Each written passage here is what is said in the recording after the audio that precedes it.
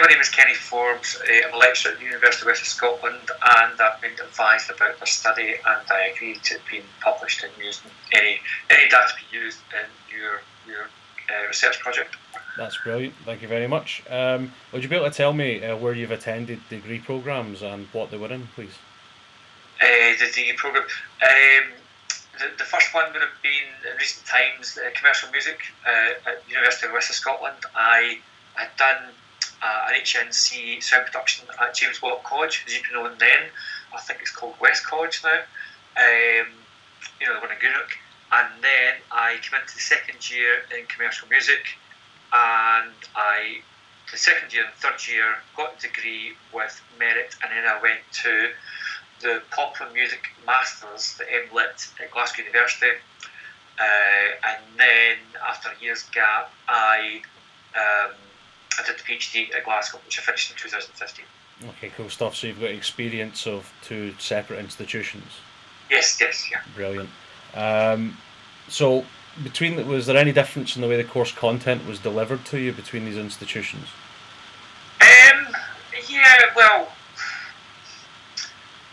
Mostly the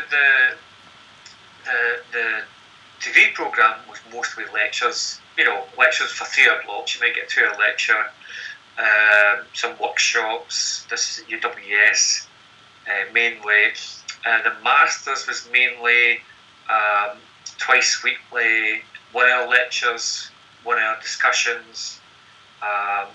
Some of the modules were just working on your own, work attachments and things like that.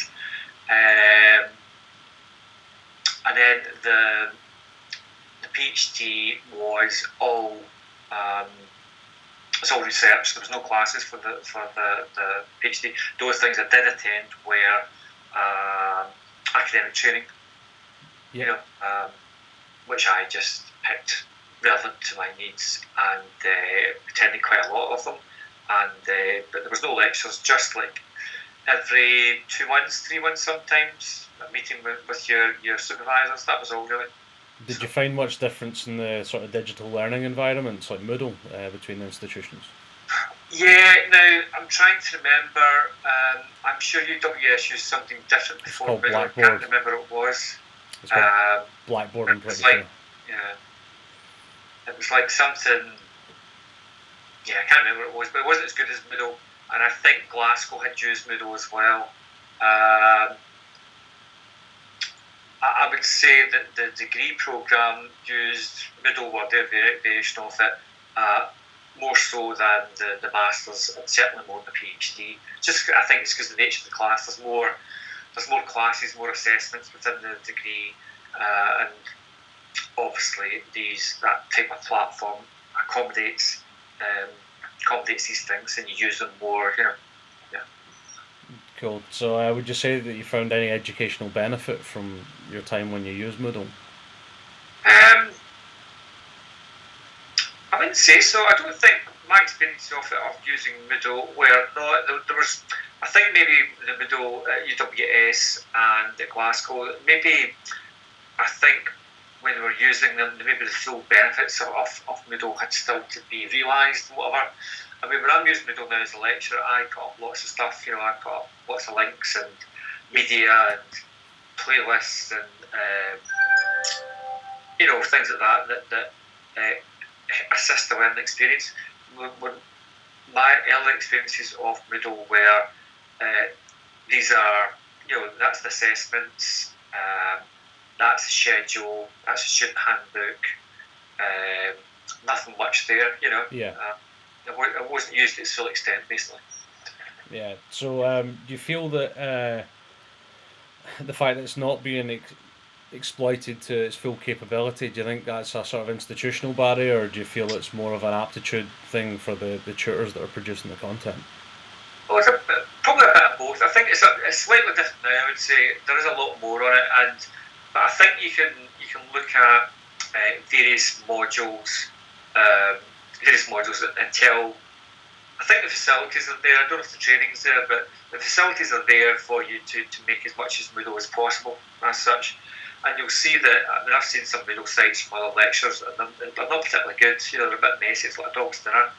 mine are okay, but what we've got here, for Moodle, we've got bronze, silver, and gold awards as to the amounts of views, amount of interactivity, forums and quizzes and various things. So the more interactive use of these websites, the higher the award is.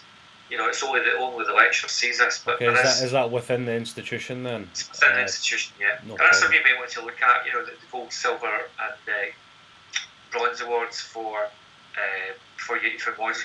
Now, if you're not getting a bronze award for your module, you get emails about it to say what's happening. Why? Yeah. What they usually say actually is, can we help you to get more customers on base? So it's a case of, mine are all bronze, which is good. It's good if you get a silver. It's good, but you don't want time to get a silver award because you're you don't want to pester your students too much either. So I'm sure they don't want to fill in quizzes or do things a little interactive. I want them to go in there and find everything they need, and but not be bombarded by stuff. I think they should be able to facilitate they can dip into and use and whatever and find useful without it overwhelming them. So it's maybe something I'll have to do next trimester is try and see, well, what else can I do to maybe get more students on board. But I would say that it's like from my studies, come back a few years now, and even at my time at Glasgow, it's improved greatly. I would say the actual the take up and how it's used within from the lecturer's perspective. Yeah, cool. So, is there anything from your learning experience and your experience as an educator that you think could be improved with the application of sort of available digital technologies with regards to sort of collaboration online? Oh yeah, I definitely think so. I think you could make. But I've still to feel look into it. Just that writing lectures and presenting lectures and travelling to lectures and coming back from lectures just takes an incredible amount of resources. Do you know what I mean? It can take me a week to write one lecture. On some occasions, not all occasions. I can dip into a lot of material I've got. But it takes a lot of time and whatever. And then, as I say, how much of that do students actually take in? So it's this idea that I think much more can be used of Moodle to not just as like a notice board or for notifications and whatever. I just think a lot more it can be made much more interactive as such. But I need to probably do more training to do that. To understand the basics of it. I'm okay with technology, but there's lots of it I don't really understand, and I think much more can be used of it. So are you sort of encouraged to get students to engage in sort of online communities and have an active participation in that? Yeah, the forums are all quite hard, quite depends on what module you're doing, but we're doing forums just now for one of the research modules, and that's proving okay.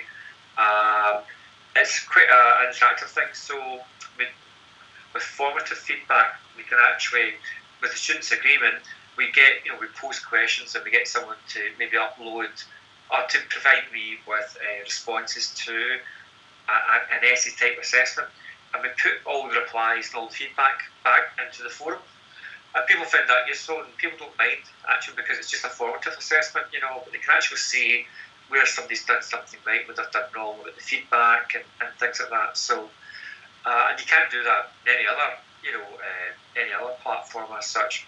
So I find that really useful, and I think as well. I think we're too stuck on providing 2-hour lectures or 3-hour lectures and things like this. There should be things, much more things like that. We could use Moodle a lot more to maybe spread the load a bit and make it more interesting for them. Do you know what I mean? So next year, definitely, when we get time from the lectures for next year, it's trying to get it organised. And of course, one of the big things this year for us was that the academic year started much earlier. So we started the first week in September this year, and then we started something like the 4th of January. Yep. So that's a big. Usually January was good for clearing up and planning ahead and various things, And I'm sure the university's got things planned for us for trimester 3. I don't know what they are yet, but it's just trying to get time. It's really, really difficult. Yeah. Especially at this time of year when all the assessments are coming together, dissertations are coming together. It's a case of try to keep track of it all. So, and I don't know. We imagined as well that the earlier start would give us more time at Christmas to catch up with Mark, but it hasn't. It seemed to finish earlier. It was just straight back in. Yeah. So I don't know what's happened. Yeah. Aye. So when you mentioned the forums and things you were using, is that on Moodle or is that using Mahara? It's on Moodle, yeah. It's on Moodle. No problem. And I think one of the modules I work on just now, there's lots of things on there. There's forums, there's feedback for the modules there, the PowerPoints obviously. I like to put a lot of links to information as well, PDFs, links to PDFs and things like this under various headings, so that you can't put everything up there, and you can only put links, you can't put documents, copyright, but you can put maybe 3 or 4 sources per lecture. I think it's always quite good. Again, you can put more, but it serves to overwhelm them. If you give them too much. Yeah, cool. So, with regards to sort of the coursework that you expect your students to complete for you,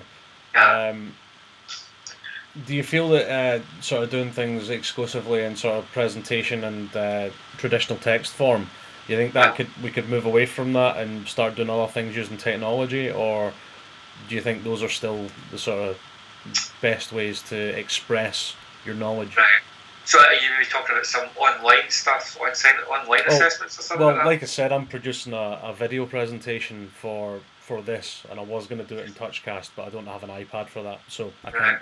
But it's a video presentation where I'm able to bring in different graphics in the background, and I'm using a slightly different skill set. Yeah, I mean, one of the things the university is pushing us for just now is to try and get away from the traditional assessments where it's lecture essay, that type of thing. So we are doing that. I can really understand. My big concern about a lot of these things is the marking criteria. You know what I mean? So how do you assess whether these types of presentations? I think you can assess how these presentations are delivered and whatever. I'm redesigning one of my modules just now where the students will have a choice. This is for next year. The students will have a choice of providing a traditional essay or doing a presentation or writing a song or doing a video, with film sound, that type of thing. I'm writing it just now, and I can imagine it's going to work out. My big hurdle is going to be the marking criteria. Do you know what I mean? Yeah. Because it'll just have to be described as a text, a popular music text, and then we'll have to explain what the text constitutes. And I can do that absolutely no problem. But again, it's the marking criteria. And what I'm going to have to do is probably dip into other modules for them to say, well, how do you normally assess a song? How do you normally assess a film piece of work?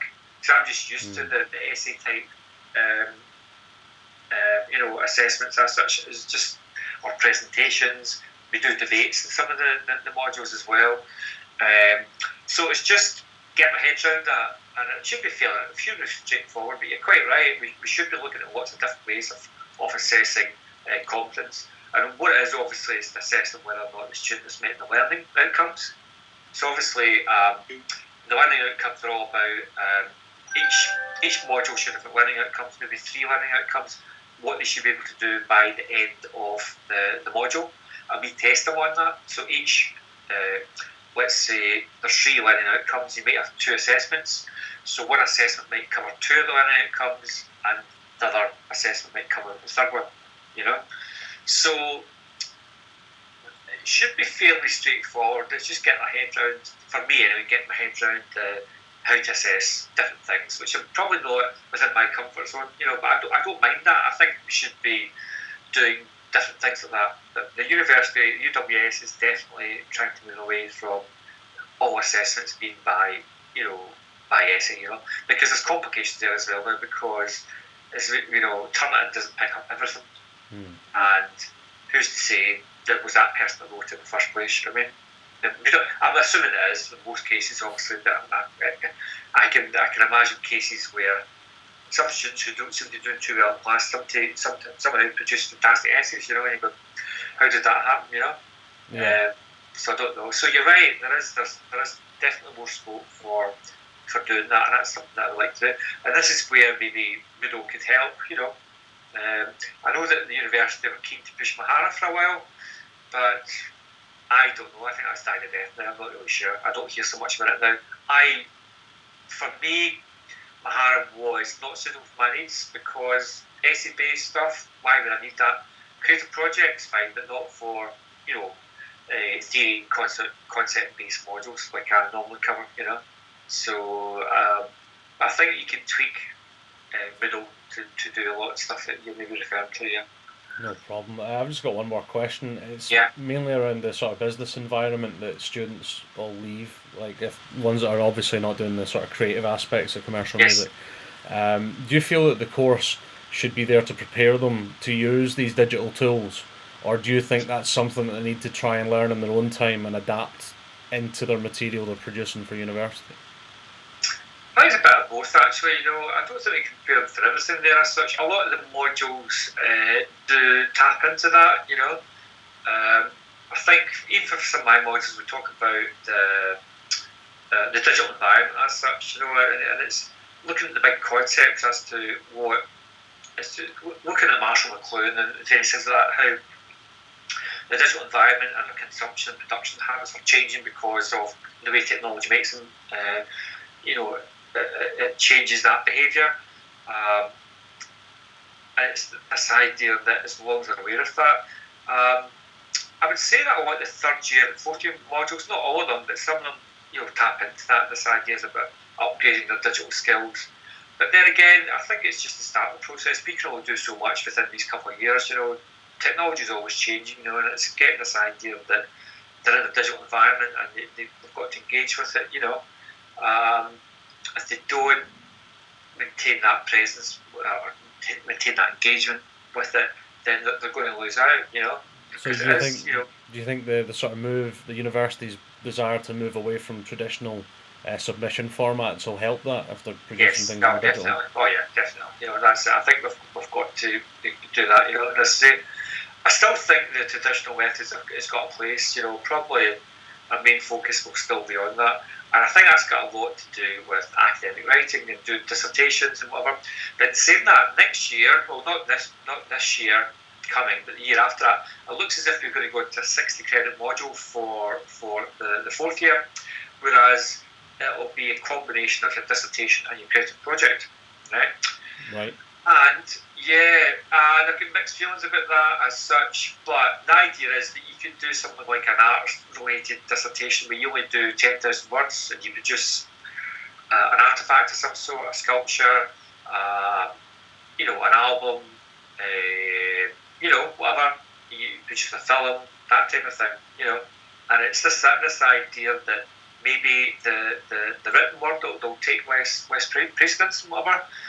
I still like to think students should be able to do a full dissertation because you're going to do a PhD, which you hopefully will do as well. But it's 100,000 words at Glasgow anyway. I think it might be less at UWS. I'm not sure, but it's a lot. And I think the dissertation at 10,000 words is something that prepares you for it. If you're going to do it, to me, if you're going to do a 60 credit module, fine. But still do a 7, 8, 9, 10,000 word dissertation as well.